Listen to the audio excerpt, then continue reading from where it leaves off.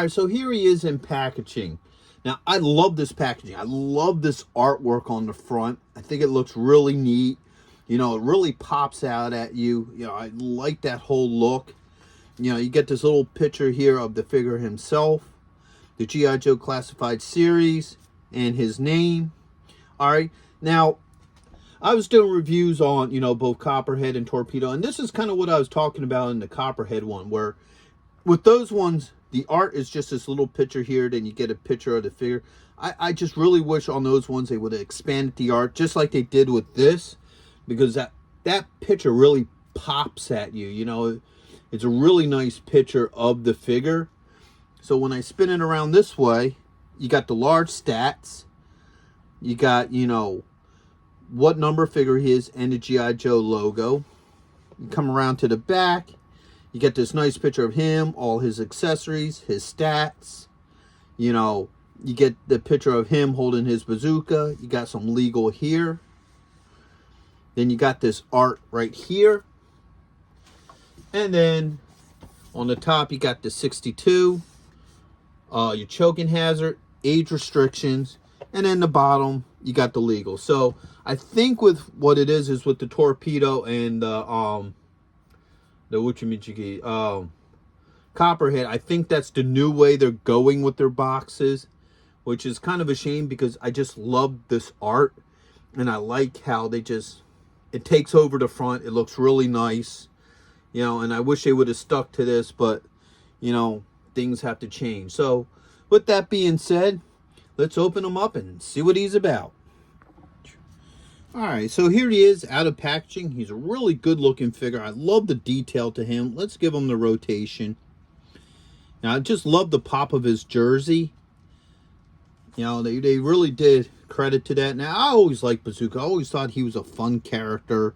You know, he's a little goofy, but overall, you know, he was overall a neat figure. So let's start looking at some of his points of articulation. So his head has a swivel. Right, got both a neck and head swivel. Got a shoulder joint, a bicep joint, an elbow joint, and a wrist joint. All right, put that up there like that. He has a joint right here underneath the rib cage, and he also has a torso joint. He has a thigh joint, a knee joint, swivel at the boot, and he also has an ankle joint. All right. One thing kind of finding odd about this figure is how his legs are, like up here in the hip. He got this weird feeling to it. I can't really explain it, but it kind of has a, here, let me move his arm. Kind of has a disjointed feeling to it. Like if you look, his thigh here comes out in front of his body a little bit, where this side it doesn't. So it's kind of an interesting setup. I don't know if it's meant to be like that, but it makes the movement here a little bit awkward. All right, so I just wanted to take a note of that with this figure. So with that being said, let's start looking at some of his accessories. So he has his iconic helmet. Okay. He has a backpack. All right, he has a bazooka that's in two pieces. Okay, so this is the front of it. Got this back piece here, and this just goes right on here. All right. He has 4 missiles. So he has this one here. He has this one. Okay. And then he has 2 custom ones. So he has this one here. You look at it, it got this little shark mouth to it, which is really cool. And then he has this one here with the yellow and black pattern. So that's wild. So let's see how well this stuff works with him. All right, so first off, let's try his helmet. Helmet pops on, nice, easy, no issues. Right, you got the backpack here. That just pops on. Let's get these 2 generic ones. Let's see how well the missiles fit in. As you can see, these look fine. Let's even give this one on there too. All right, while we're back here, he has this little hook here that the bazooka actually fits on, just like that. So if you don't want him carrying the bazooka, that does fit on right on the small of his back. Not a good place to have something like that if you really think about it. So okay, so let's see how well this thing fits in his hand. So let's get into the position.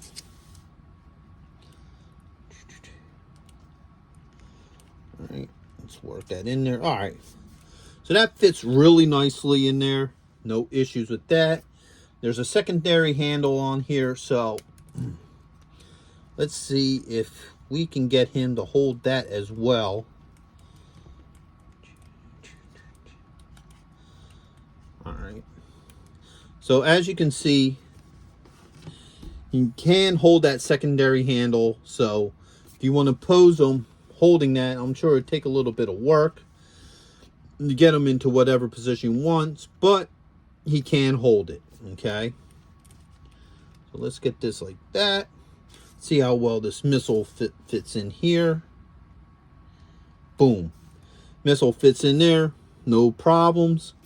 So overall, he's a good figure. He would definitely look good with your G.I. Joe classified figures. I don't have any issues with them for the most part, except for these legs. I don't know. They just don't sit right with me for some reason. They look a little off. So I know Hasbro has been having problems with joints with some of their figures. So, you know, I would be careful of these legs. I don't know if they're breakable, if they're not real breakable, but they just seem a little out jointed to me. So be careful of that. But other than that, overall, I think he's a really good looking figure.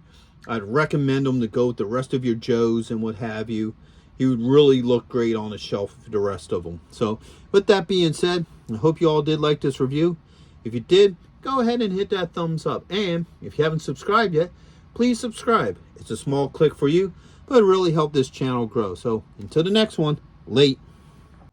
Hey, are you going to be in the Philadelphia area between September 9th and 10th? If so, check out RetroCon. It's affordable. They have lots of great vendors. There's going to be cosplay competitions, celebrities, and much, much more. So go ahead and check out the link in the description. And also, Samuel J. Jones is going to be there, better known as Flash Gordon. So check it out. Greg Evigan will be there, best known for BJ and the Bear, My Two Dads, and Tech Wars. Voice actress Kathy Garver will be there, the one and only Firestar from Spider-Man and His Amazing Friends. RetroCon has been taken over by the Dukes, so we got Tom Walpad, John Snyder, and Kathy Batch, Luke, Bo, and Daisy, alongside with the Jersey General representing the Dukes of Hazzards. Yee-haw! Next on our list, all the way from Cybertron, the hit rock band Cybertronic Spree. And check this out, the rare Hasbro Proton Pack as a raffle prize. Now you can't beat that.